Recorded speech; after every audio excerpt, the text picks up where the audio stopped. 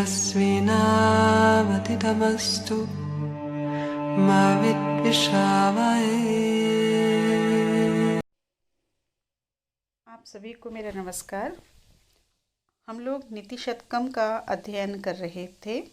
नीति शतकम जो भर्तृहरि विरचित रचना है और जिसमें नीति के 100 श्लोकों का संग्रह किया गया है। इसके श्लोकों को बाद में कुछ विद्वानों के द्वारा अलग अलग भागों में विभाजित किया गया है, पद्धतियाँ जिसका नाम भी दिया गया है। उसी क्रम में हम लोग मूर्ख पद्धति का अध्ययन कर चुके थे और विद्वत पद्धति का अध्ययन हमारा चल रहा है। उसके कुछ श्लोकों का हम अध्ययन कर चुके हैं और कुछ श्लोकों का अध्ययन अभी हमारा शेष है। तो हम आगे बढ़ रहे हैं आज के श्लोकों की तरफ। आज का हमारा पहला श्लोक है, अधिगत परमार्थान पंडितान मा अवमस्था तृणमेव लघु लक्ष्मीर्नैव तान संरुणद्धि अभिनव मदलेखा श्यामगंड स्थलानाम न भवति बिस्तंतुर्वारणम वारणानाम। अब इसको हम समझ लें। अब आपको ये ज्ञात हो गया है कि किसी भी श्लोक का जब आप अर्थ करके करेंगे और जब आप परीक्षा में भी उसका अर्थ करेंगे तो आपको पहले उसके अन्वय को समझना है। अन्वय का तात्पर्य भी आप बहुत अच्छे से समझ चुके हैं कि श्लोक के शब्दों को उस क्रम में रखना जिस क्रम में हमें उसके अर्थ को सिद्ध करना है। अन्वय करेंगे, अन्वय के बाद में अन्वय करते समय हम जहाँ संधियाँ हैं उनका विच्छेद करेंगे और फिर शब्दों के अर्थ को समझ करके ही अन्वय किया जाएगा। तो शब्दों के अर्थ को समझते हुए और फिर हम उसका अनुवाद कर सकते हैं, शब्दार्थ कर सकते हैं और उसकी व्याख्या कर सकते हैं। तो यहाँ हम अन्वय पर नहीं जा रहे हैं क्योंकि आप लोग इसमें कुशल हो चुके हैं। अब हम अन्वय के क्रम से ही शब्दार्थ की तरफ चल रहे हैं। यहाँ से भी आप अन्वय को पकड़ सकते हैं। अधिगत परमार्थान, जिन्होंने परम अर्थ को, परम ज्ञान को, परम तत्व को अधिगत प्राप्त कर लिया है, समझ लिया है। अर्थात ऐसे लोग जिन्होंने परम ज्ञान को प्राप्त कर लिया है, ऐसे पंडितान, ऐसे पंडितों को, पंडित का तात्पर्य कदापि वो नहीं है जो पूजा पाठ कराते हैं। पंडित शब्द का तात्पर्य विद्वानों से होता है। तो हम जब भी संस्कृत में पंडित शब्द पढ़ते हैं तो वहाँ पर उसका तात्पर्य विद्वानों से होगा। तो पंडितान, पंडितों को, विद्वानों को माँ अवमस्था, कभी भी अपमानित माँ न करें। लघु, हल्की, तृणम एव, तृण के समान, तिनके के समान, लक्ष्मी, लक्ष्मी, धन संपत्ति, तान, उनको, नैव संरुणद्धि, कभी भी रोक नहीं सकती है। जिन विद्वानों ने परम अर्थ का, परम ज्ञान को प्राप्त कर लिया है, परम ज्ञान को समझ लिया है, ऐसे विद्वानों को कभी भी अपमानित ना करें। क्यों? क्योंकि जो लक्ष्मी है वो उनके लिए किसके समान है? तिनके के समान है और वो लक्ष्मी उनको रोक नहीं सकती है।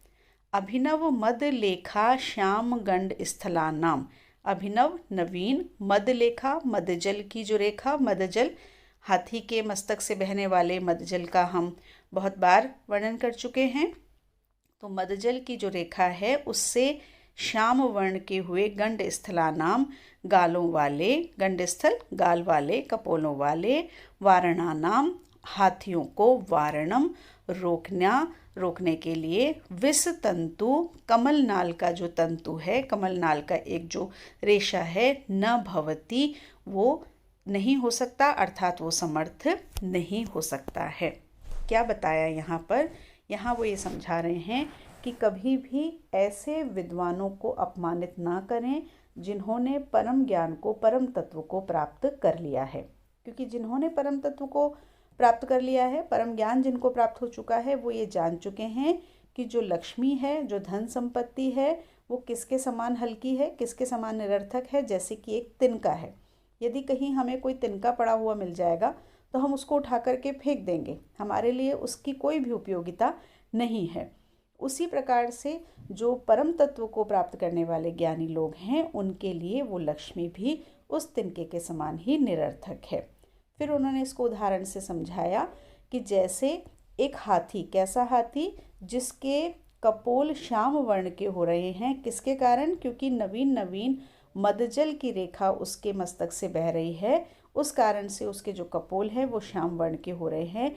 ऐसे हाथी को, ऐसे मदमस्त हाथी को, ऐसे शक्तिशाली हाथी को क्या कमल नाल के तंतु से बांधा जा सकता है? कभी भी उसको उस तंतु से बांधा नहीं जा सकता है। एक तो हाथी जो बहुत ही शक्तिशाली है, उसको आप कमल नाल का एक तंतु खींच करके और आप चाहें कि उससे उस हाथी को बांध दें, तो क्या ये संभव है? और वो भी कैसा हाथी? ऐसा हाथी जिसमें मदजल की रेखा बह रही है, जिसके मस्तक से मदजल बह रहा है। ऐसे हाथी को क्या कमलनाल के तंतु से बांधा जा सकता है? नहीं। इसी प्रकार से यदि आप विद्वानों को लक्ष्मी के द्वारा बांधने का प्रयास करेंगे, अपमानित करने का प्रयास करेंगे, तो कभी भी ऐसा प्रयास न करें। अब यहाँ पर देखें कि कौन सा अलंकार है। तो सबसे पहले यहाँ हम देखते हैं कि दृष्टांत अलंकार है। दृष्टांत, क्योंकि मदमस्त हाथी को कमलनाल के तंतु से नहीं बांधा जा सकता, ये एक दृष्टांत दिया है उन विद्वानों के लिए जिनको लक्ष्मी के द्वारा रोका नहीं जा सकता है, धन संपत्ति का मोह दिखा करके रोका नहीं जा सकता है, इसलिए यहाँ पर दृष्टांत अलंकार है। और इस श्लोक में जो छंद है वो मालिनी छंद है। मालिनी ननमयुतेयम, मालिनी भोगी लोकई, ये मालिनी का लक्षण है। और इस मालिनी में न म य न म नगण नगण मगण और य दो यगण, और इस तरह से भोगी लोकई, भोगी सर्प को कहते हैं, 8 सर्प माने हैं। लोक, जो लोक माने गए हैं तो 7 लोक माने गए हैं। 8 सर्प का जो नाम आता है वो गणना के रूप में वो 8 के लिए आता है, तो 8 और 7 पर यति होती है। तो इस तरह का ये मालिनी छंद होता है। तो यहाँ पर इस श्लोक में ये समझाया गया कि जो तत्व ज्ञान से युक्त विद्वान लोग हैं उनको कभी भी धन संपत्ति के लोभ से वश में नहीं किया जा सकता। उनके प्रति मन में यदि सम्मान रखें तो ही उनको आप वश में कर सकते हैं, अन्यथा यदि आप चाहें कि उनको संपत्ति के द्वारा वश में किया जाए तो ये संभव नहीं है। अगले श्लोक पर आते हैं। अम्भोजिनी वन विहार विलासमेव हंसस्य हंति नितराम कुपितो विधाता, न तो अस्य दुग्ध जल भेद विदौ प्रसिद्धाम वैदग्ध्य कीर्तिम अपहर्तुम असौ समर्थः। ये भी बहुत ही सुंदर उदाहरण से एक श्लोक कहा गया है।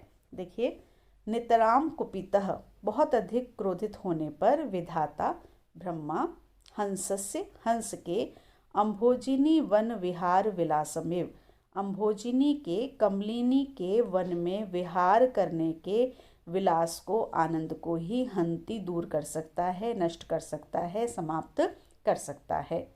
तो किंतु असौ, यह अर्थात यह विधाता, अस्य इसकी, किसकी? हंस की, दुग्ध जल भेद विधौ, दूध और जल में भेद करने की विधि में प्रसिद्धाम, प्रसिद्ध हुई, विख्यात हुई, वैदग्ध्य कीर्तिम, उसकी चतुरता की कीर्ति को, चतुराई के यश को, अपहर्तुम, दूर करने में, नष्ट करने में, न समर्थः, समर्थ नहीं होता है। देखिए, इसके श्लोक को, अर्थ को समझने से पहले हम एक बात यहाँ पर करते हैं। हो सकता है आप लोगों ने ये बात पहले भी सुनी हो कि एक जो पक्षी है जिसे हंस कहा जाता है, उस हंस की एक विशेषता होती है। जब विद्यार्थियों से पूछा जाता है कि हंस की क्या विशेषता होती है, तो ये तो अधिकांश विद्यार्थी बता सकते हैं कि वो मोती चुगता है। ये कहा जाता है कि हंस मोती चुगता है, लेकिन इससे भी अधिक एक हंस की विशेषता होती है। वो क्या होती है कि यदि हंस के सामने दूध और जल, जैसे हम दूध में पानी मिला करके रखते हैं, हमारे पास में जब दूध आता है और दूध बहुत गाढ़ा है, हमें उसको पतला करना है, तो हमने उसमें पानी मिला दिया। लेकिन अगर हमने एक बार पानी मिला दिया और अब हम चाहें कि हम उस पानी को वापस निकाल लें, तो क्या हम उसको वापस निकाल सकते हैं? नहीं निकाल सकते। हाँ, हम उसको ताप पर चढ़ा करके वापस से भाप के रूप में ज़रूर कम कर सकते हैं, लेकिन अगर कह दें कि पानी के रूप में उसको वापस निकाल लें तो हम उसको नहीं निकाल सकते। हंस को ईश्वर ने, ब्रह्मा ने, क्योंकि ब्रह्मा ही इस सृष्टि का निर्माण करने वाले हैं, तो उन्होंने एक विशेषता दी है कि उसके सामने यदि दूध और जल मिला करके रख दिया जाए तो वो दूध को पी लेता है और जल को, पानी को छोड़ देता है। और इस उसकी चतुराई से, उसकी इस गुण से, उसकी जो कीर्ति फैली हुई है, उसका जो यश फैला हुआ है, वो ऐसा यश है कि उसे कभी भी ब्रह्मा भी अगर चाहे तो दूर नहीं कर सकता है। तो यहाँ उन्होंने क्या बताया कि कभी यदि ब्रह्मा हंस से क्रोधित हो जाए, ब्रह्मा कौन? ब्रह्मा वो जिन्होंने हंस को वो सब दिया है जो हंस को प्राप्त है, चाहे वो भौतिक सुख हो, चाहे वो उसका कोई गुण हो, उसकी कोई प्रसिद्धि हो। तो यदि वो उससे बहुत अधिक क्रोधित हो जाए, क्रुद्ध हो जाए, तो हंस कमलिनी के वन में विचरण करते हैं और बड़े आनंदित होते हैं। तो उसके उस आनंद को, उस विहार के विलास को, जो कमलिनी के वन में विहार करने से उसको जो आनंद प्राप्त होता है, उसको तो दूर कर सकता है कि अब हंस को कमलिनी के वन में आनंद करना नहीं मिलेगा, ये तो वो कर सकता है। कौन? ब्रह्मा, विधाता। लेकिन जो उसकी प्रसिद्धि फैल चुकी है, किसकी? हंस की। कौन सी प्रसिद्धि? कि वो दूध और जल को दूर अलग अलग कर सकता है। इस प्रसिद्धि को, इसकी चतुराई की इस कीर्ति को ब्रह्मा भी चाहे तो दूर नहीं कर सकता है, नष्ट नहीं कर सकता है। अब क्या बताना चाहा है यहाँ पर? क्या वो हंस के विषय में बता रहे हैं? नहीं, वो हंस के माध्यम से उन विद्वानों के विषय में बताना चाह रहे हैं कि यदि ब्रह्मा भी चाहे, ब्रह्मा जो सर्वश्रेष्ठ हो गया, किसी मानव की बात नहीं की है कि मानव तो कर ही नहीं सकते, ब्रह्मा भी अगर चाहें तो किसी विद्वान व्यक्ति के भौतिक सुख को तो उससे दूर कर सकते हैं। विद्वानों का जो भौतिक सुख है, उनकी धन संपत्ति और भी जो उनका ऐश्वर्य है, उसको तो दूर किया जा सकता है, उसको तो हरण किया जा सकता है। लेकिन उनके गुणों से, उनकी विद्वत्ता से जो कीर्ति उनकी फैल गई है, जो यश उनका फैल रहा है, यदि कोई भी चाहे, ब्रह्मा भी अगर चाहे, तो उनके यश को दूर नहीं किया जा सकता, उनकी कीर्ति को दूर नहीं किया जा सकता है। तो यहाँ पर क्योंकि हंस और ब्रह्मा का अप्रस्तुत कथन किया गया है और उससे विद्वानों के विषय में बताया गया है, इसलिए यहाँ पर अप्रस्तुत प्रशंसा अलंकार है। क्योंकि सामने दिखाई दे रहा है हंस और ब्रह्मा की बातचीत, वास्तव में यहाँ पर क्या है? विद्वानों के लिए कहा गया है, इसलिए यहाँ पर कौन सा अलंकार है? इसलिए यहाँ पर अप्रस्तुत अलंकार है। और इसमें विद्वानों के गुणों की प्रशंसा की गई है और ये बताया गया है कि कभी भी कोई राजा किसी विद्वान व्यक्ति के धन को तो नष्ट कर सकता है, लेकिन उसकी प्रसिद्धि को नष्ट नहीं कर सकता है। इसके अतिरिक्त यहाँ पर जो छंद है, वो कौन सा छंद है? तो बहुत ही सरल सरल छंदों में ये सारे श्लोक हैं जो हम नीति शतकम में पढ़ते हैं। तो उन्हीं में से एक वसंत तिल का छंद है जो बहुत ही सरल सा छंद है। तो वही छंद यहाँ पर है। हम पहले भी किसी श्लोक में इसको पढ़ चुके हैं, जिसका लक्षण है उक्ता वसंत तिल का तब जाज गौगह। हम विस्तार से इसकी चर्चा कर चुके हैं। आप पीछे वाले वीडियो देख चुके होंगे, यदि नहीं देख चुके हैं तो आप पीछे वाले वीडियो देखें, वहाँ पर आपको ये छंद मिल जाएगा। तो वहाँ पर इसका लक्षण पूरी तरह से हमने उस पर बात की थी, वो भी आप देख सकते हैं। तो ये वसंत तिल का छंद है जिसका लक्षण उक्ता वसंत तिल का तब जाज गौगह, और कई स्थानों पर इसका उक्ता के स्थान पर गेया वसंत तिल का तब जाज गौगह, इस तरह से भी आपको लक्षण प्राप्त होता है। तो ये हमारा आज का विद्वत पद्धति का दूसरा श्लोक हुआ। अब हम बढ़ते हैं अगले श्लोक की तरफ। तो अगला श्लोक क्या है? केयूराणि न भूष्यन्ति पुरुषम हारा न चंद्रोज्ज्वलः न स्नानं न विलेपनं न कुसुमं न अलंकृता मूर्धजा वाण्येका समलंकरोति पुरुषम या संस्कृताधारिते क्षीयन्ते खलु भूषणानि सततम वाग्भूषणम भूषणम। ये भी बहुत ही सरल सा सुंदर सा श्लोक है और परीक्षा में बहुत बार पूछा जा सकता है, बहुत बार पूछा जाता है। देखिए, केयूराणी, केयूर एक प्रकार का आभूषण होता है जो भुजाओं पर बांधा जाता है, बाजूबंद जिसको कहते हैं। तो केयूर बाजूबंद पुरुषम मनुष्य को न भूष्यन्ति सुशोभित नहीं करते हैं। चंद्रोज्ज्वलः चंद्रमा के समान उज्ज्वल, चंद्रमा के समान चमकते हुए सफ़ेद हारः हार, न हार भी सुशोभित नहीं करते, न भूष्यन्ति ये सबके साथ लगता रहेगा इसका अर्थ। स्नानम न स्नान भी सुशोभित नहीं करते, विलेपनम न लेप जो हम करते हैं, किसी प्रकार का कोई लेप लगाया जाता है, उपटन लगाया जाता है सौंदर्य को बढ़ाने के लिए, तो कह रहे हैं वो भी सुशोभित नहीं करते हैं। कुसुमम न पुष्प भी, फूल भी सुशोभित नहीं करते हैं। फूल लगा लेते हैं, बालों में फूल सजा लिए या कहीं और फूल सजा लिए, माला, फूलों की माला धारण कर ली, तो वो फूल भी सुशोभित नहीं करते हैं। अलंकृतः मूर्धजा न, अलंकृत किए गए सजाए हुए, मूर्धजः जो बाल हैं, केश हैं, न वो भी सुशोभित नहीं करते। ये सब क्या है? आभूषण है। और आभूषणों का कार्य क्या होता है? शोभा को बढ़ाना, शोभा में वृद्धि करना। लेकिन यहाँ उल्टी बात कही जा रही है। यहाँ पे कहा जा रहा है कि बाजूबंद भी सुशोभित नहीं करते हैं, चंद्रमा के समान चमकते हार भी सुशोभित नहीं करते हैं, स्नान भी सुशोभित नहीं करता है, लेप भी सुशोभित नहीं करता है, फूल भी नहीं करते, सजाए हुए केश भी सुशोभित नहीं करते। तो फिर क्या सुशोभित करता है? उसका उत्तर अगली पंक्ति में हमको मिल रहा है। एका वाणी, एकमात्र वाणी ही समलंकरोति, अच्छी तरह से अलंकृत करती है। या संस्कृताधारिते, जो संस्कृता, संस्कृत का मतलब शुद्ध की हुई, परिशुद्ध की हुई, स्वच्छ की हुई जो वाणी है, जो ऐसी वाणी धारिते धारण की जाती है, केवल वही, एकमात्र वही अच्छी तरह से सुशोभित करती है।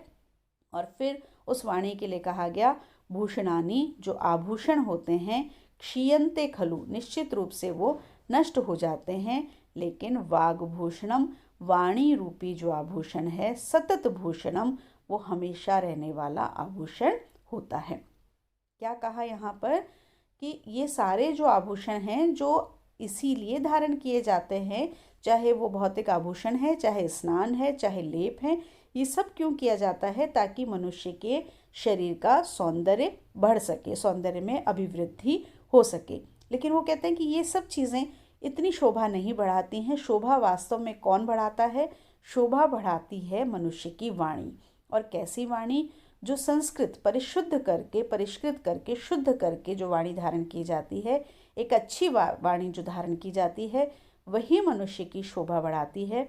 क्यों? क्योंकि अन्य जो आभूषण हैं वो तो नष्ट हो जाते हैं, आज हैं कल नहीं रहेंगे। लेकिन वाणी रूपी जो आभूषण है वो एक ऐसा आभूषण है जो लगातार रहने वाला होता है। तो इसलिए मनुष्य कितने भी आभूषण धारण कर ले, जैसे ही वो अपनी वाणी को बाहर निकालेगा, यदि उसकी वाणी सुशोभित नहीं है, यदि उसकी वाणी शुद्ध नहीं है, तो उसके जो सारे आभूषण हैं वो उसकी शोभा में वृद्धि नहीं कर सकते हैं। और मनुष्य यदि कोई आभूषण धारण ना करे और यदि उसकी वाणी सुशोभित करने वाली है, शुद्ध वाणी यदि उसने धारण कर रखी है, तो उसके आभूषणों के बिना भी उसकी शोभा में वृद्धि होती है। तो यहाँ बताया कि एकमात्र मनुष्य की जो शुद्ध वाणी है, परिष्कृत वाणी है, संस्कृत भाषा ही हम पढ़ रहे हैं। संस्कृत का मतलब भी हम जानते हैं कि जो अच्छी तरह से की गई है, समकृता, जो अच्छी तरह से की गई है, अच्छी तरह से की गई है तात्पर्य मतलब भली प्रकार से शुद्ध करके बनाई गई है, व्याकरण आदि से जो शुद्ध की गई है, ऐसी वाणी। तो यहाँ केवल संस्कृत से तात्पर्य नहीं है, यहाँ तात्पर्य ये नहीं है कि संस्कृत वाणी, यहाँ पे हर वाणी से तात्पर्य है कि जो भी भाषा वो बोल रहे हैं, जो भी शब्द वो अपने मुख से निकाल रहे हैं, वो शब्द अच्छे होने चाहिए, शुद्ध होने चाहिए, दूसरों को आनंद देने वाले होने चाहिए। ऐसी वाणी तो आभूषण के रूप में मनुष्य की शोभा में वृद्धि करती है और वही निरंतर रहने वाली होती है। अन्य जितने भी आभूषण हैं वो नष्ट हो जाते हैं। तो ये हमारा यहाँ पर ये तीसरा श्लोक था आज का। और इस श्लोक के लिए भी आप ध्यान रखें कि इसमें व्यतिरेक अलंकार है, जिसकी चर्चा भी हम पहले कर चुके हैं, और शार्दूल विक्रीडित नामक छंद है, ये भी हम पहले पढ़ चुके हैं। इसके इनके लक्षण भी हम पहले वाले वीडियोस में दे चुके हैं, वहाँ पर आप इसको देखिएगा और इसमें आप अपने नोट्स बना लीजिए, उसमें लिख लीजिए कि इसमें व्यतिरेक अलंकार है और शार्दूल विक्रीडित नाम का छंद है। इसके बाद के आगे के श्लोक हम अगले वीडियो में पढ़ेंगे। तब तक के लिए नमस्कार। ॐ सहना भवतु सहनौ भुनक्तु सह वीर्यं करवावहै तेजस्विनावधीतमस्तु